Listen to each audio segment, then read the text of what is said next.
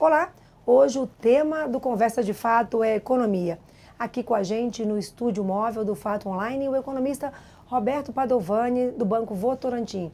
Padovani é também colaborador do Fato e escreve uma coluna toda terça-feira que vocês podem acompanhar.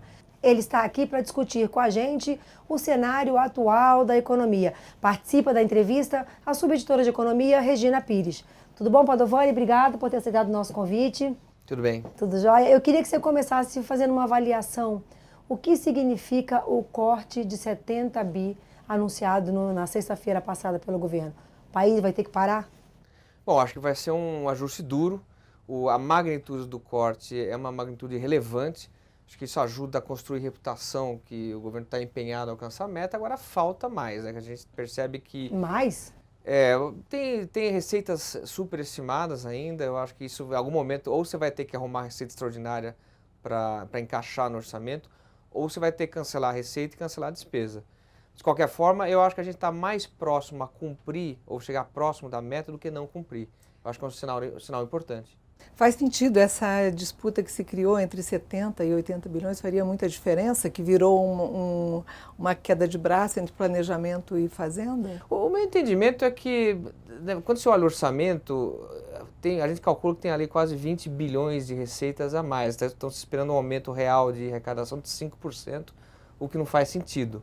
Então, se você não considerasse essa projeção de receita, você teria que ter um corte adicional. Corte adicional é 20 bi, mais os 70 que foi anunciado seria alguma coisa como 90 bilhões. Então tem uma gordura. Ou você corre atrás de receita extraordinária, ou você vai ter que cortar mais. Quer dizer, você está dizendo que na prática, quando a gente chegar no final do ano, o corte pode chegar a 90 bi, se considerar que essas receitas não performaram e for preciso um corte adicional? Eu acho que sim. Eu acho que pode ser um corte mais forte. Agora, o que eu acho que o ponto mais importante é que você vai construindo confiança na capacidade do governo alcançar essa meta.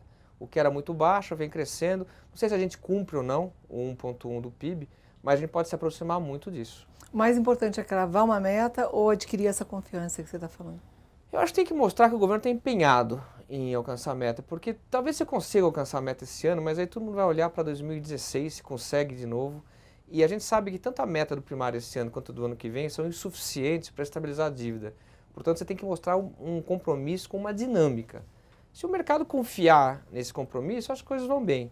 O problema é se percebe que o governo realmente não vai conseguir nem nesse ano, nem no ano que vem. Aí a gente pode ir para um downgrade. Mas olha só, é a construção dessa confiança com um ajuste tão severo não desconstrói a economia? O país não vai parar? Não, o país já está parado. A verdade é que a gente quer tirar ele do atoleiro. A melhor forma de tirar o país do atoleiro hoje é reconstruir confiança. Fazer as pessoas acreditarem no futuro. O que é acreditar no futuro?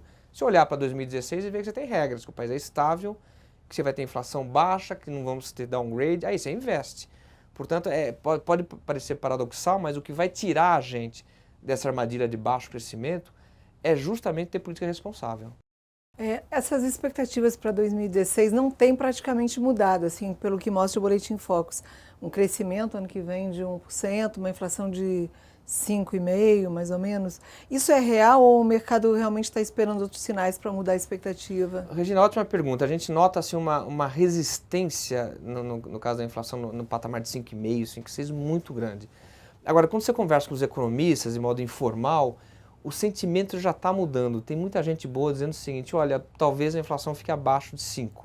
Então, eu acho que a percepção está mudando à medida que as pessoas vão entendendo que a desaceleração vai ser brutal esse ano. A gente vai ter uma economia muito fraca e aí a consequência disso é a inflação baixa.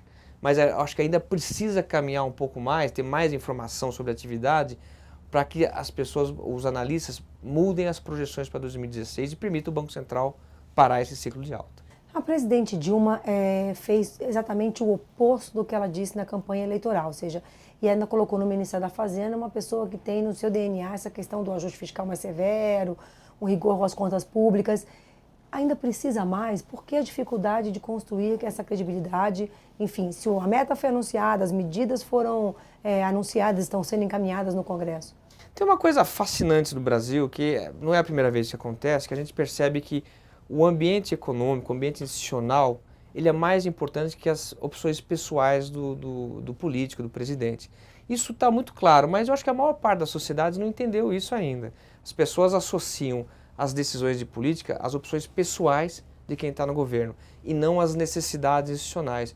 Eu acho que à medida que for sendo claro, as pessoas forem entendendo que, na verdade, as opções do presidente, do governo, não são mais importantes que as necessidades do país, aí eu acho que o mercado começa a comprar, o mercado, os investidores, os empresários começam a comprar a tese de que efetivamente mudamos. Quando você passa 4 anos desgastando ou desconstruindo reputação, a construção é lenta.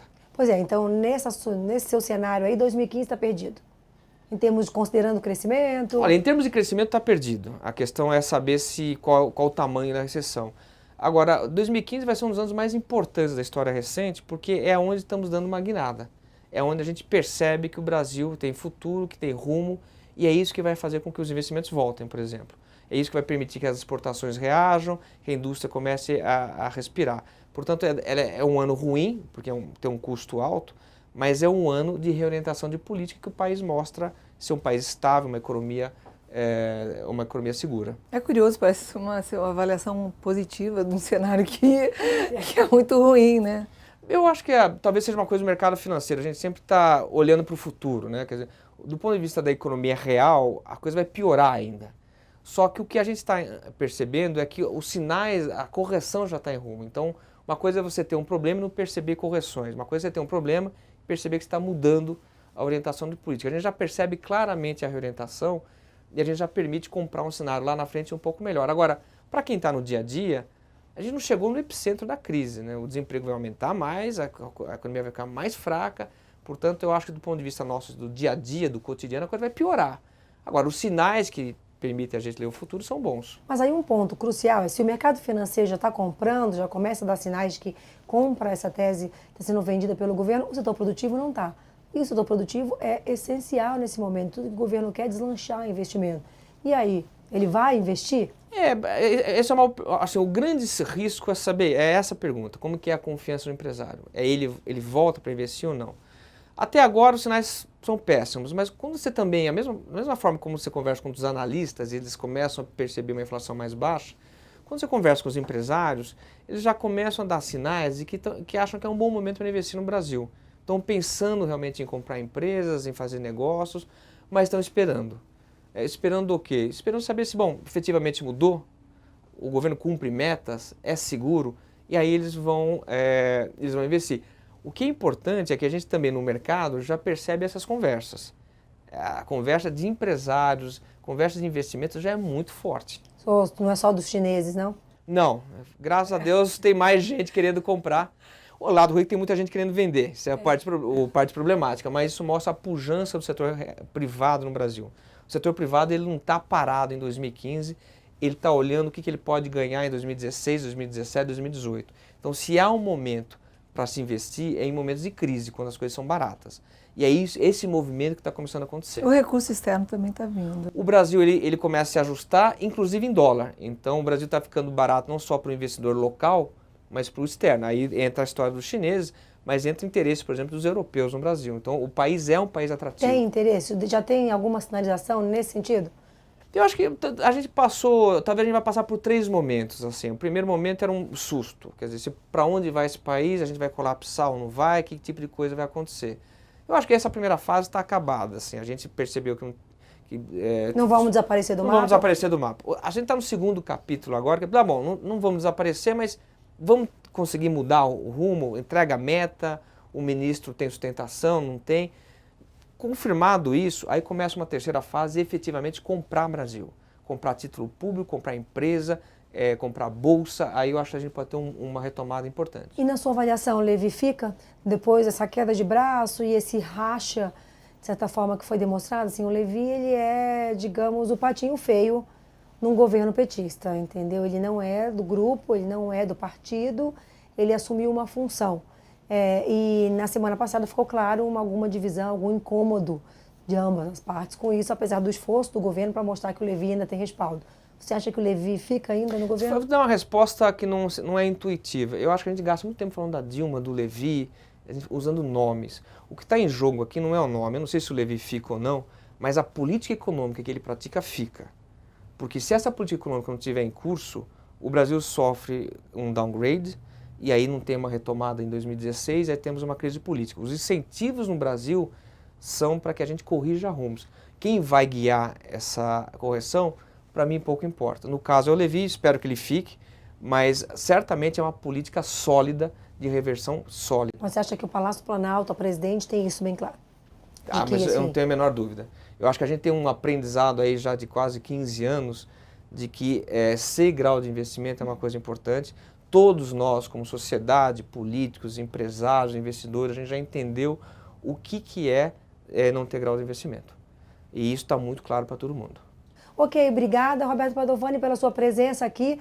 Nosso estúdio móvel hoje está parado ao lado da Ponte JK, um dos pontos turísticos da cidade. E você pode continuar acompanhando as avaliações do economista.